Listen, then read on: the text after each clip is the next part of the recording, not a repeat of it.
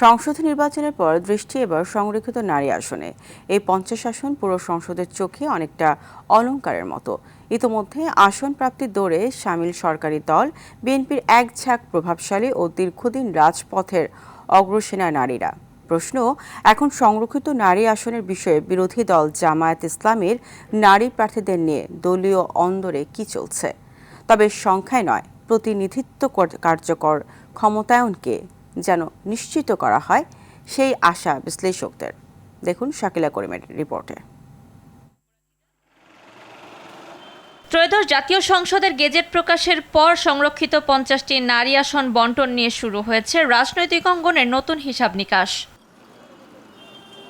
হিসাব অনুযায়ী 37টি আসনে মনোনয়ন পেতে বিএনপি ও সহযোগী সংগঠনের শতাধিক নেত্রী আগ্রহ দেখাচ্ছেন। আলোচনার শীর্ষে বরিশালের সেলিমা রহমান ও ঢাকা 9 আসন থেকে আফরোজা আব্বাস। আরও রয়েছেন প্রয়াত শফিউল বারী বাবুর স্ত্রী বিথিকা বিনতে হুসাইন, মহিলা দলের জ্যেষ্ঠ যুগ্ম সাধারণ সম্পাদক হেলেন জেরিন খান, ঢাকা জেলা বিএনপি সাধারণ সম্পাদক নিপুণ রায় চৌধুরী এবং সানজিদা ইসলাম তুলিও মনোনয়নের দৌড়ে এগিয়ে আছেন। খরচ বাঁচে 65% পর্যন্ত। ওয়ালটন বিএলডিসি ফ্যান ছড়ায় স্বস্তির সবুজ হাওয়া।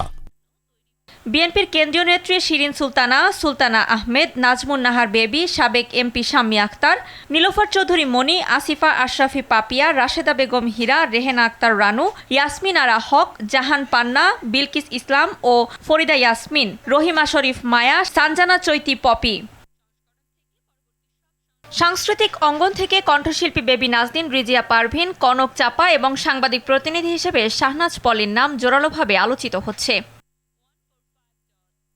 এছাড়া স্থায়ী কমিটির প্রয়াত সদস্য ব্যারিস্টার মওদুদ আহমেদের স্ত্রী হাসনা জসিমউদ্দিন মওদুদও সম্ভাব্যদের তালিকায় রয়েছেন।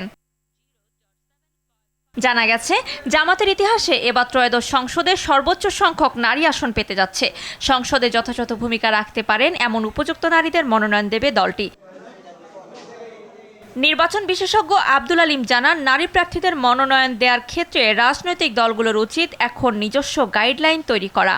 কিসের ভিত্তিতে কিভাবে তারা মনোনয়ন দেবে, অর্থাৎ এই মনোনয়ন প্রক্রিয়ার মধ্যে যদি কম্পিটিশন থাকে, প্রতিযোগিতা থাকে, তখন কিন্তু আপনার দেখবেন যে ভালো ভালো নারীরা উঠে আসছে। আসন পাওয়ার বিষয়টি আইনি বাধ্যবাধকতার ব্যাপার, সুতরাং জামাতের নারী প্রার্থীদের মনোনয়ন না দেওয়ার সিদ্ধান্ত নেওয়ার কোনো সুযোগই নেই। জামাত এটা করবে না বা করার চিন্তাও করবে না যে তারা এই নারী প্রার্থীদেরকে মনোনয়ন দিবে না সংরক্ষিত আসনের জন্য। তারাও এই কাজটা নিশ্চয়ই করবে, না করার কোনো কারণ নাই। যোগ্যতা সম্পন্ন নারীদেরকে পার্লামেন্টে আনতে পারি আমরা, তাহলে আমরা আরো ইফেক্টিভ, আরো শক্তিশালী পার্লামেন্ট দেখতে পাবো। আইন অনুযায়ী শপথ নেওয়া সংসদ সদস্যদের তথ্য 3 কার্যদিবসের মধ্যে সংসদ সচিবালয় থেকে ইসিতে পাঠানো হয়। সাধারণ নির্বাচনের ফলাফল গেজেট প্রকাশের 21 কার্যদিবসের মধ্যে দল বা জোট তাদের প্রার্থী তালিকা ইসিতে জমা দেয়। তারপর 30 কার্যদিবসের মধ্যে ইসি সংরক্ষিত নারী আসনের নির্বাচনের জন্য শপথ গ্রহণ করা সদস্যদের দলভিত্তিক তালিকা প্রস্তুত করে। শাকিলা করিম, RTV, ঢাকা।